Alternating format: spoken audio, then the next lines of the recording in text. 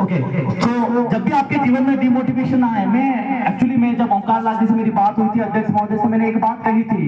कि हम रात भर चलकर उदयपुर से आपके यहाँ आते हैं, नींद भी हराम करते हैं, चाहे टेम्पो में आए चाहे बस में बैठ कर आए, लेकिन आपने समाज के लिए बुलाया है, तो इस बात का विश्वास दिला सकते हैं कि हम प्रोग्राम भी आएंगे और बच्चों को मोटिवेट भी करेंगे और इस बात की कसम खिला के जाएंगे कि जिंदगी में कुछ करो या नहीं करो, जिंदगी में समाज सेवी बनो या नहीं बनो, लेकिन जब समाज को आपकी जरूरत हो उस दिन बामाशा बनकर समाज में आओ, कहो कि ये गरीब है, कोई फर्क नहीं पड़ता है, लेकिन मेरा योगदान समाज की शिक्षा के लिए बढ़कर आगे हो, ऐसी उम्मीद मैं आप सभी से कर सकता हूँ। साथियों, जब भी आपको लगता है समाज की बहुत सारी बेटियां बेटी, बहुत सारे समाज के बेटे बेटे हैं, जब भी आपके जीवन में ऐसा लगता है कि आप जीवन में पढ़ते पढ़ते निराशा आ चुकी है, जीवन में आप लगता है कि आप अंधकार दिख रहा है, विपरीत पिक्चर सामने है, कुछ मत करना, उस कुर्सी से उठकर अपने मम्मी के साथ जाना सब्जी मार्केट में और मम्मी को सब्जी लेते हुए देखना।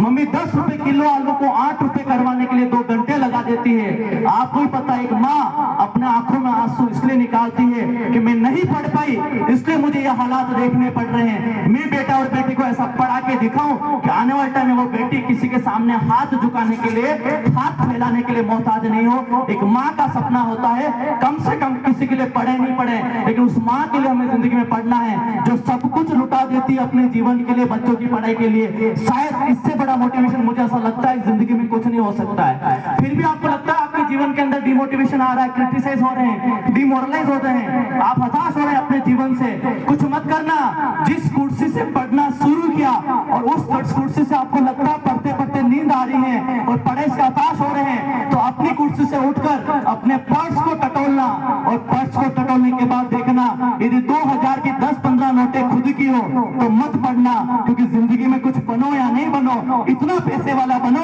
कि समाज आपको बुलाए तो समाज सेवी की बदौलत नहीं बुलाए, एक बामाशा के रूप में, कमरा बनाने के रूप में बुलाए, तब मुझे लगेगा आप सभी के आने वाले टाइम में ऐतिहासिक पलों में से एक दिन जो आज आप सभी के बीच में प्रतिभा सम्मान समारोह के रूप में है। फिर भी किसी बच्चे और बेटी को लगता है कि जिंदगी में अब कुछ नहीं रहा है, पढ़ाई में अब इतना दम नहीं रहा है, कुछ मत करना। एक ही बात कहता हूँ कि 5 घंटे पढ़ने के बाद कोई बेटा और बेटी थक जाता है तो अगले दिन पढ़ाई मत करना, अगले दिन उस 5 घंटे की पढ़ाई की बजाय मजदूरी कर देना। हो सकता है तीसरे दिन चुपचाप पढ़ाई करने लग जाओगे, क्योंकि मजदूरी से सबसे ज्यादा अच्छी कोई चीज है तो शायद पढ़ाई है। किसी व्यक्ति ने कहा था यदि अभी 8 से 9 घंटे नहीं पढ़ोगे तो जिंदगी में तैयार रहना 18 से 19 घंटे मजदूरी करने के लिए, क्योंकि महंगाई इतनी बढ़ रही है, समस्या इतनी आ रही है, प्रॉब्लम सामने इतनी क्रिएट हो रही है। मुझे नहीं पता कितना मुझे समय दिया, लेकिन एक बात मैं आप सभी युवा साथियों को कहना चाहूंगा, विधायक महोदय को कहना चाहूंगा, एडीएम साहब, एसडीएम साहब को कहना चाहूंगा, यहाँ की प्रतिभाओं में कमी नहीं है। बहुत सारे लोग यहाँ पर एज ए टीचर्स,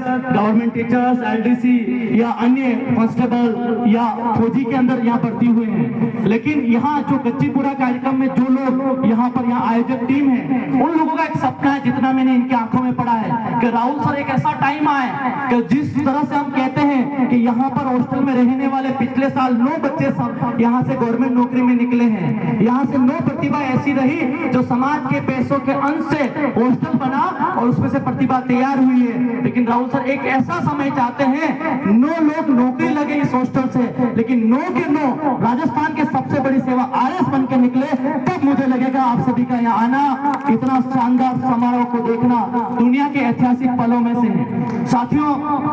मेरे को क्योंकि जब मैं बोलता हूँ तो थोड़ा सा पसीना आता है। मैं किसी जैन समाज के कार्यक्रम में गया तो मुझे बोलने से रोका और कहा कि राहुल सर आप बैठ जाइए क्योंकि आपको पसीना आ रहा है। मैंने कहा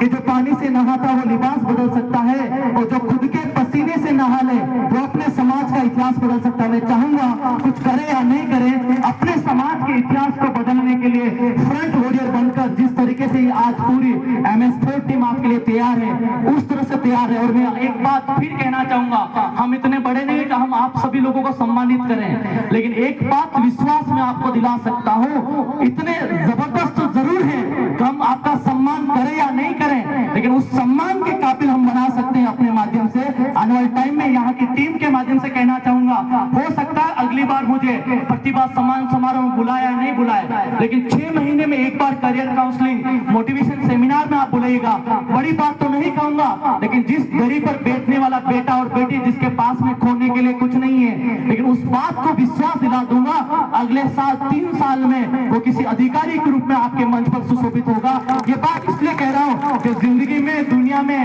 सम्मान अच्छी बात है, सम्मान करना उससे भी अच्छी बात है, लेकिन सम्मान के लायक बनाना दुनिया की सबसे बड़ी अच्छी बात है। दुनिया में सबसे ज्यादा मैं चाहता हूं MS स्पोर्ट्स जो टीम यहाँ कार्य कर रही है सम्मान भी करती है, सम्मान करवाने के लिए लोगों को भी बुलाती है, उससे ज्यादा ये कार्य करें कि सम्मान के लायक बनाए, तब मुझे लगेगा समाज में आने वाले टाइम में वो ऐतिहासिक पल आ चुका है जिस दिन मेघवाल समाज के इतिहास लिखा जाए और फिर एक बार revolution of caste of Meghwal caste का आए तो सबसे पहले शिक्षा में रिवोल्यूशन कहीं से स्टार्ट हो, उस मेघवाल समाज के शिक्षा का योगदान में कोई किताब बने और उस किताब का पहला पेज गच्चीपुरा शिक्षा समिति का बने। ऐसी उम्मीद में आप सभी विश्वास के साथ कह सकता हूं, क्योंकि आपने बहुत कुछ, क्योंकि जिंदल साहब यहाँ बैठे हैं, बहुत अच्छे वक्ता भी हैं और चाहते हैं कि समाज में हम प्रतिभाओं को सम्मानित तभी करेंगे जब उससे पहले समाज में प्रतिभा बनाने का कार्य करेंगे। जिस दिन मोटिवेशन सेमिनार के माध्यम से